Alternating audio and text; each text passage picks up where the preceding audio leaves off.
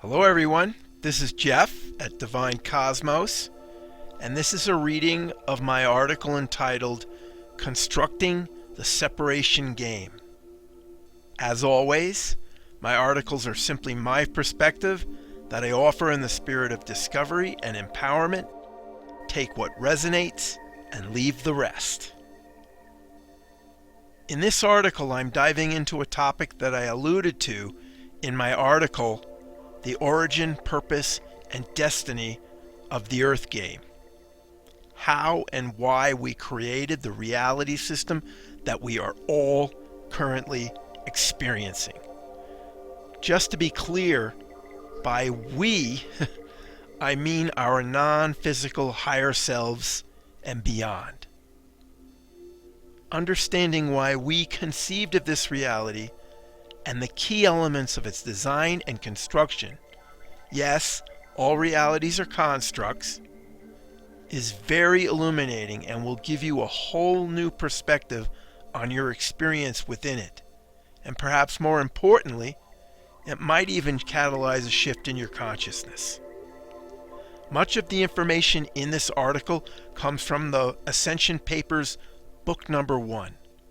If you'd like to explore this and related topics more deeply, then I highly recommend this book and other information produced by its author, Zingdad. Conceiving of the Separation Game.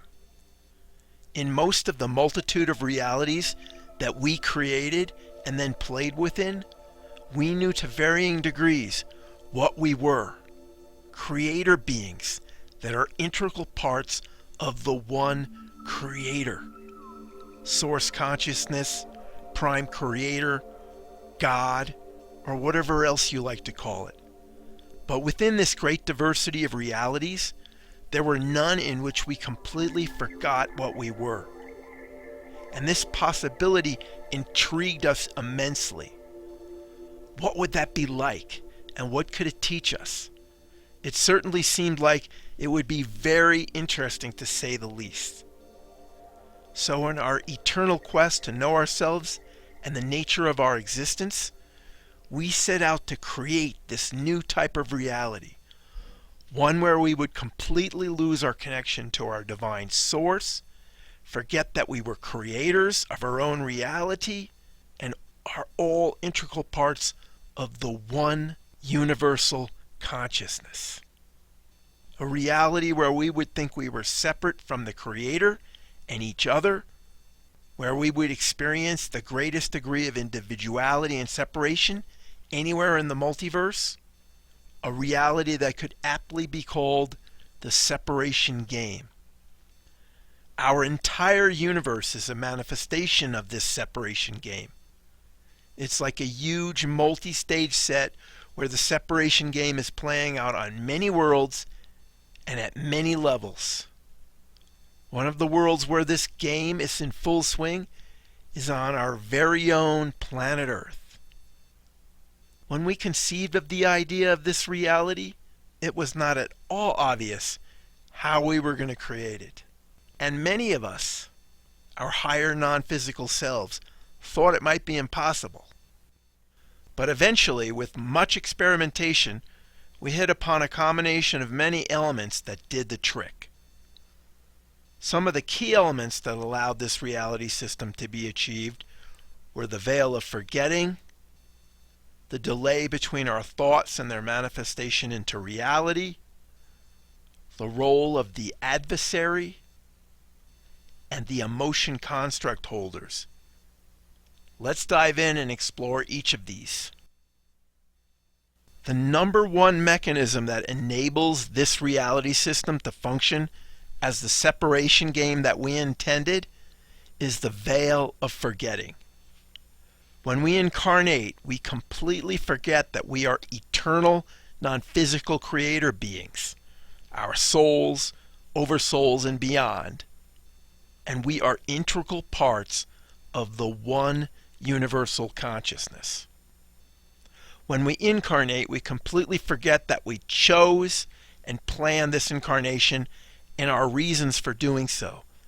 This forgetting is obviously essential for the separation game to work, Without it, we simply would not believe that we were separate individuals at the mercy of circumstances and trying to survive in a cold, cruel world. The veil is absolutely required to produce an experience of a separation reality. The veil does more than make us forget as we enter our incarnation. It also filters the information that might be available to us so we can't rediscover our true nature while we're in the game. This function of the veil might be best called the Veil of Unknowing. And what it essentially does is to guarantee that we cannot prove that all is one. Anything that approaches irrefutable proof of oneness with all that is, will always include sufficient cause for doubt that we cannot be sure and will have to make up our own mind. But since the most fundamental truth about everything is its inherent oneness, and since the veil hides this from us, then it follows that it must hide the deepest nature of everything, because knowing the deepest nature of anything would inevitably lead to knowing the oneness of all. So we can know about the surface of things, but the veil blocks us from knowing the true cause.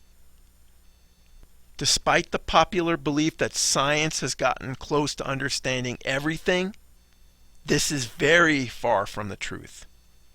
If you take a long, hard look at modern science, you will realize that we understand only the surface layers, but don't understand anything to its core. And this is because of the Veil of Unknowing. The efficacy of the Veil of Unknowing is amply demonstrated by the fact that the existence of God and Spirit has not ever been proven. Despite concerted efforts by some very capable spiritual philosophers throughout the ages, no one has yet been able to prove the existence of God beyond all doubt. This is really quite incredible.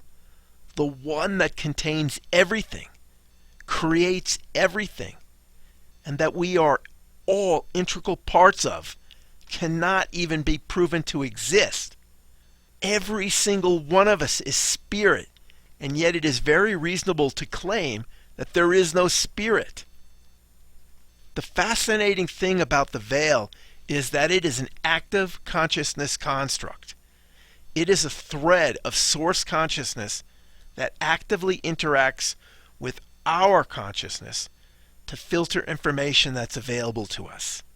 And what's exciting about this is that the veil is intentionally and slowly being thinned or weakened as a part of the plan for us all to awaken within the game.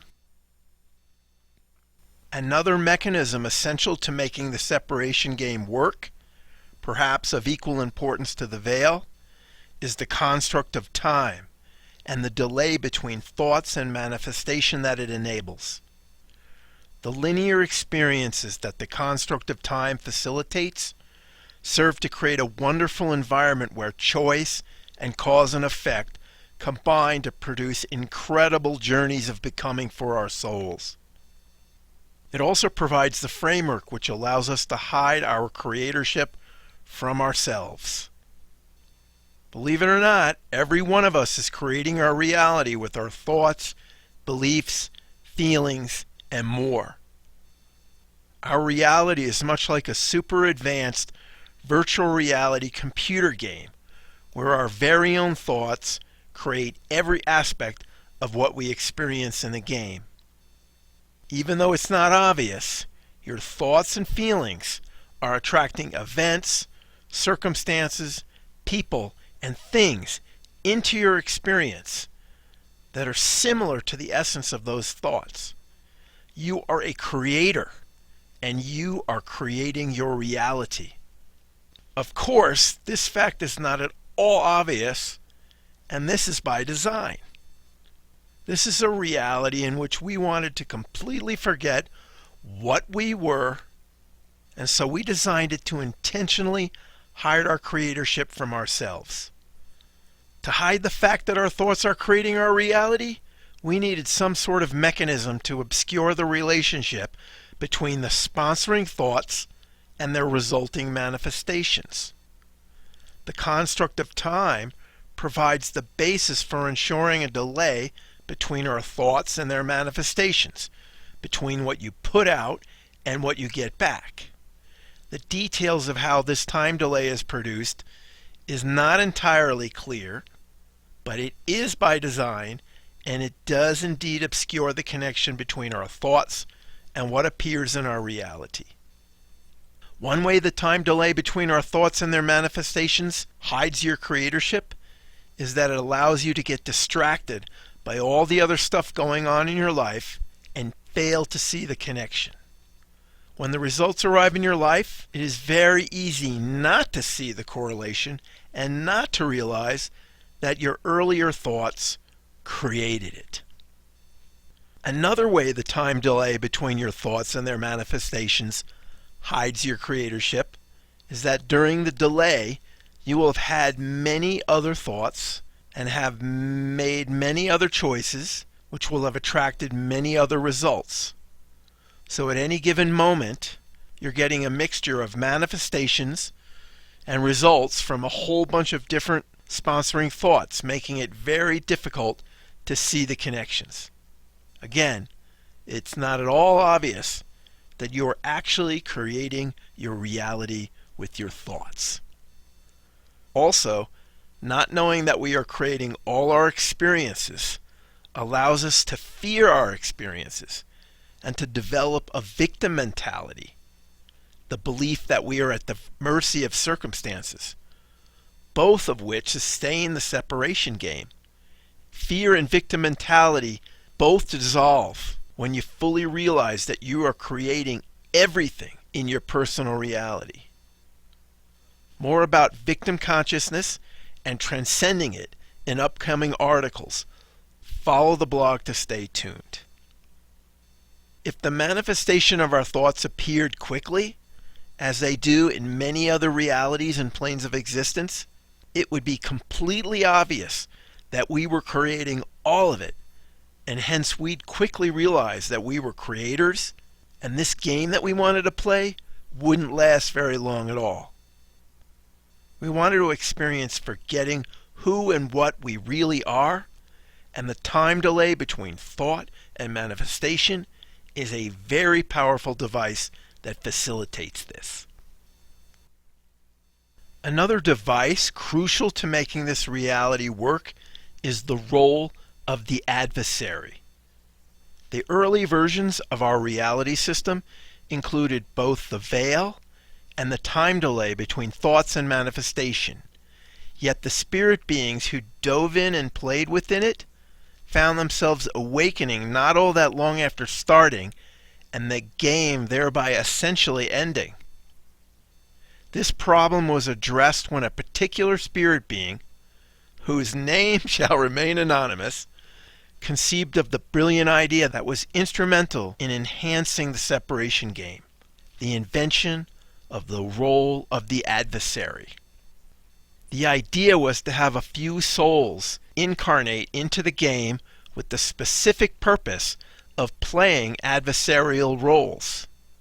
These adversaries would serve as the antagonist and use hatred, willful destruction, aggression, manipulation, and malevolence in the execution of their role. The introduction of a few adversarial players into the game really did the trick, because very quickly all the players found themselves embroiled in a whole new level of the game.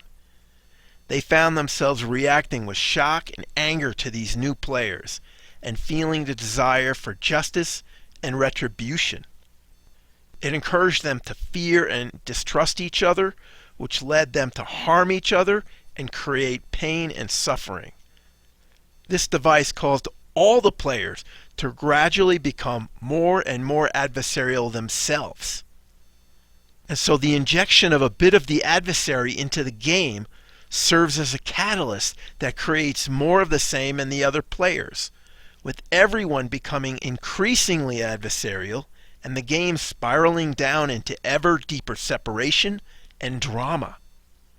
And as the drama deepened, many of the players became so hurt by their interactions with the others that they tumble ever deeper into separation and into a state of consciousness that has been aptly called victim consciousness. In this state, the players believe that they are at the mercy of circumstances and that they are not the creators of their reality. If they do believe in a creator, they are likely to think that it's outside of themselves and separate from them, and they might even think that it's capricious and judgmental. And they might start viewing the world as a battle between good and evil. Once these beliefs are adopted and this state of consciousness is attained, it manifests a much more complex reality, one with a whole new dynamic, and the game gets much more interesting and much more seemingly serious.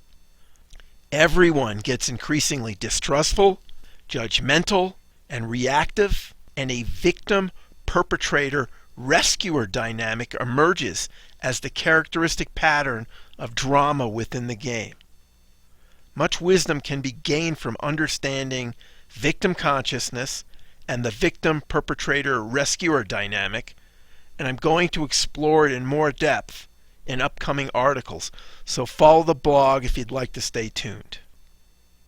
Our entire universe is a manifestation of the separation game, and many civilizations on many worlds have spiraled down into deep separation and victim consciousness as a result of the fear and hatred catalyzed by the adversary. One of the worlds that has managed to attain the deepest level of separation consciousness anywhere is our very own planet Earth. Every time we choose fear, hate, anger, and division over love, kindness, joy, and unity, we were lured ever deeper into separation by the adversary. As the adversary attacked us, the adversary began to birth within us. As we saw evil around us, evil began to birth within us, and we became the agents of our own separation and division, and thereby deepening and sustaining the separation game and spiraling down into ever deeper conflict, competition, and division. We have all done this to some degree or another. No one can claim immunity.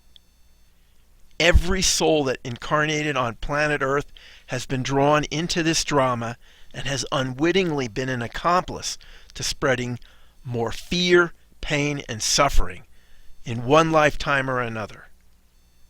This is how the deepest game and separation is sustained. This is what parts of the one source consciousness do when they put themselves in a separation reality. This is what consciousness does when it loses its connection to its source and its highest wisdom and meets the adversary. We have answered the question that we posed when we conceived of creating this reality. What would it be like, and what could it teach us? Playing the game that this reality system has provided us has been so very interesting, exciting, and challenging, and more than a little disturbing and painful at times, but it has taught us so very much. A hard fact to appreciate from our limited perspective immersed within it. From our perspective within the game and behind the veil, it's hard not to be shocked and ask, why would we do this to ourselves? But from the perspective of our higher selves that conceived of and created this reality, this game, we would smile and say, mission accomplished. Again, from our limited perspective within the game, it's natural that we wouldn't feel very enthusiastic about accomplishing this amazing feat that this reality represents. But before you stop reading this article in horror, please remember that this reality is a construct, as all realities are, and your experience within it is purely a perceptual experience, an illusion of consciousness, and a darn good one, because just about all of us believe it is absolutely real.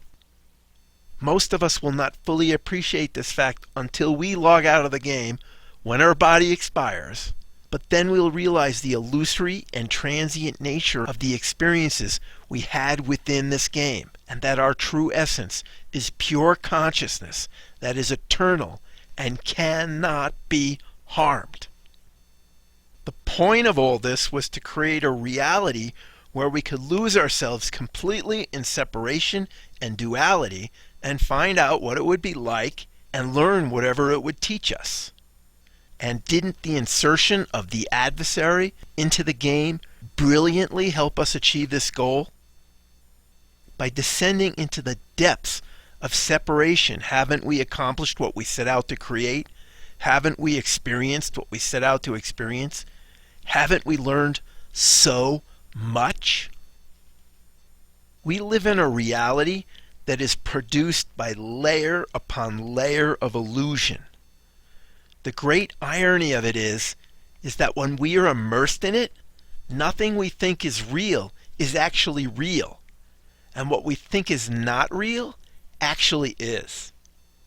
Of course, this is all by design, and it is a wondrous achievement and an incredibly powerful tool for self-discovery and self-growth. Many mechanisms and devices were put in place to make the illusion of this reality work, and each and every one of them is essential to pulling off this miracle.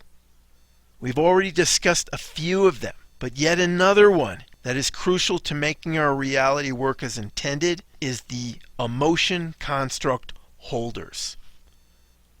One of the most powerful of all the illusions is that the emotions we experience are a result of our external circumstances.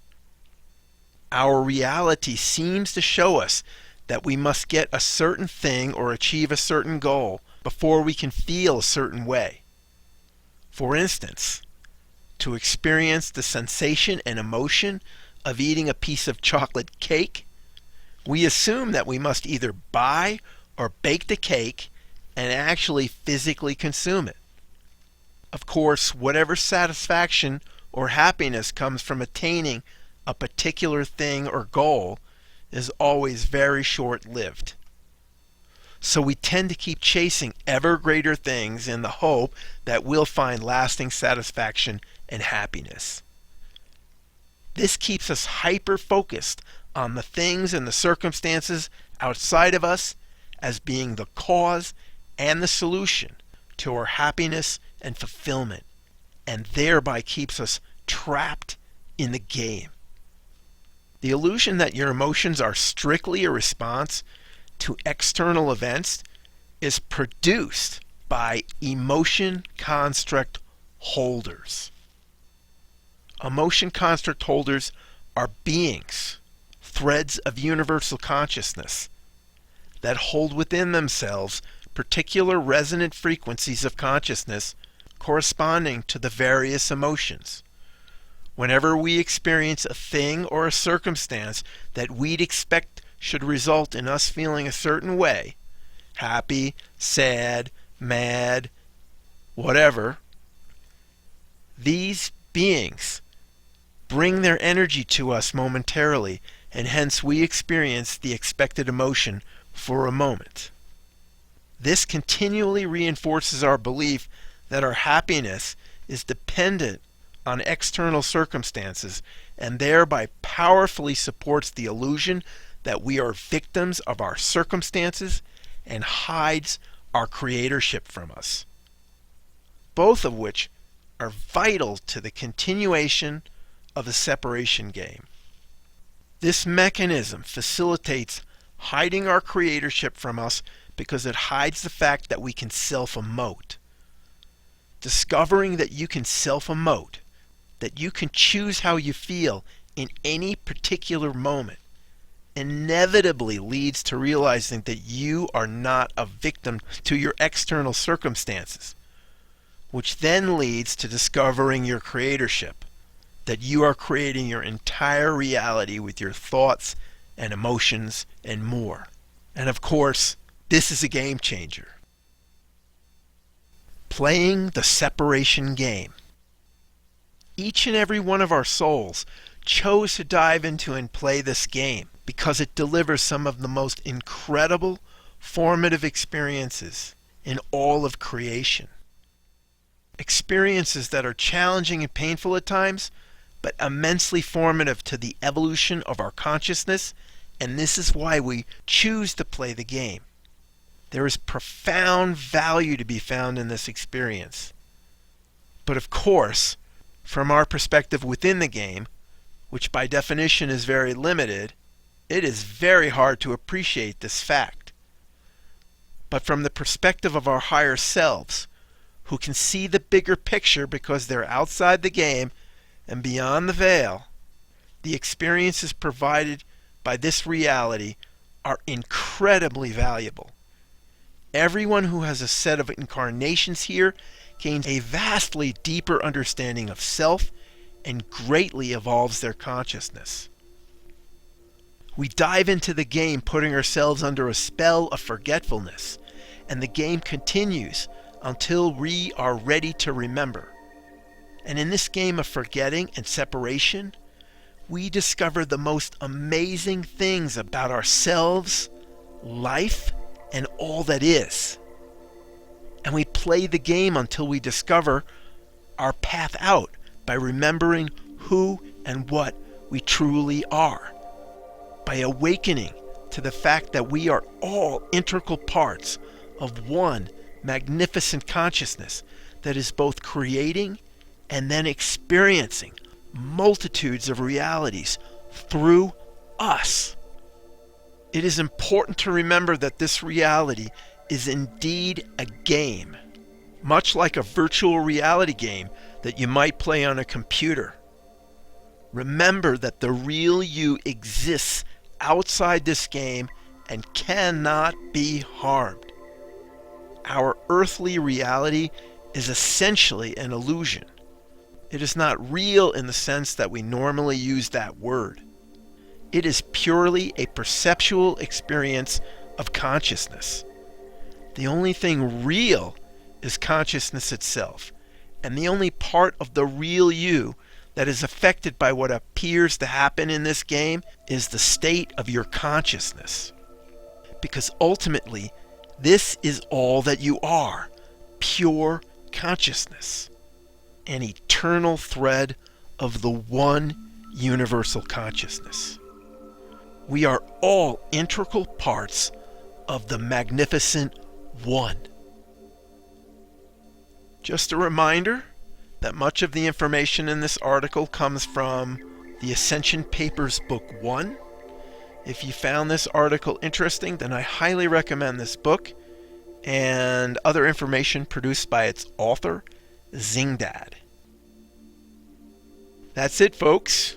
If you enjoyed this article, please consider sharing it or liking it or following my blog, which you can find at http://divine-cosmos.net. Enjoy!